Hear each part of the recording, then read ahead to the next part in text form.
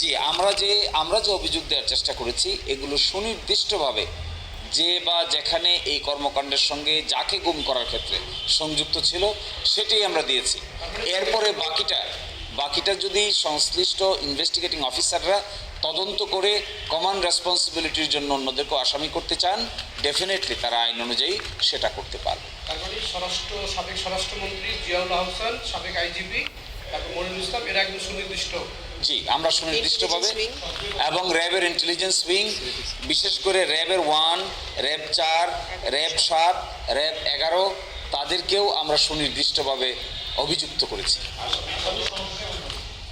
সব মিলে আসামির সংখ্যা এখানে সুনির্দিষ্ট করে এক্সাক্ট নাম্বারটা বলা যাবে না, তবে আসামির সংখ্যা 60 ঊর্ধ্ব। বিভিন্ন কমপ্লেনে বিভিন্ন জন আছেন, একই কমপ্লেনে সবাই নাই, কারণ সব ঘটনার সঙ্গে একই ব্যক্তি জড়িত ছিলেন মর্মে আমরা পাইনি।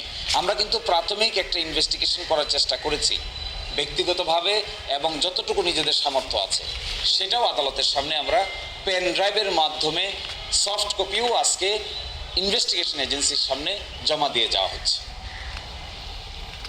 প্রক্রিয়ার মাধ্যমে যেন আমরা যেতে পারি এবং তার সাথে সংযুক্ত যদি রাষ্ট্রের সর্বোচ্চ ব্যক্তি থেকে একদম যেই অপারেশন ইউনিট ছিল তার ড্রাইভার পর্যন্ত যদি সংযুক্ত থাকে, সকলকে যেন মানে জিজ্ঞাসাবাদের আওতায় আনা হয় এবং তার সেই অনুযায়ী বিচারিক প্রক্রিয়ায় যেই আইনে যেটা বলে সেইভাবে যেন তাদের বিচারের আওতায় আনা হয়। এবং আমরা দেখেছি যে বিগত সময়ে আপনারা দেখেছেন যে কমিশন ফর্ম করা হয়েছে, যে ইনকোয়ারি কমিশন এনফোর্স ডিসঅ্যাপিয়ারেন্সের জন্য। তাদের এখানে কিন্তু প্রায় 1700-এরও অধিক মামলা, এবং সেইখানের মধ্যে বেশিরভাগ মানুষ ফেরত এসছেন এবং যাদেরকে সহ কিন্তু আয়নাঘরগুলোতে দেখা হয়েছে, এবং এইটা এখন সত্য এবং সামনে এসছে যে আয়নাঘরগুলো আছেন।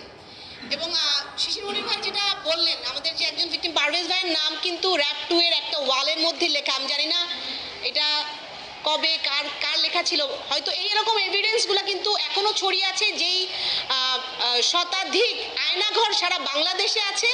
তো আমরা চাবো এই ইনভেস্টিগেশনগুলো যেন অতি সত্বর করা হয়, কারণ আমরা অলরেডি 6 মাস পিছিয়ে গেছি যদি আমরা দেখি আমাদের এই সাইড থেকে।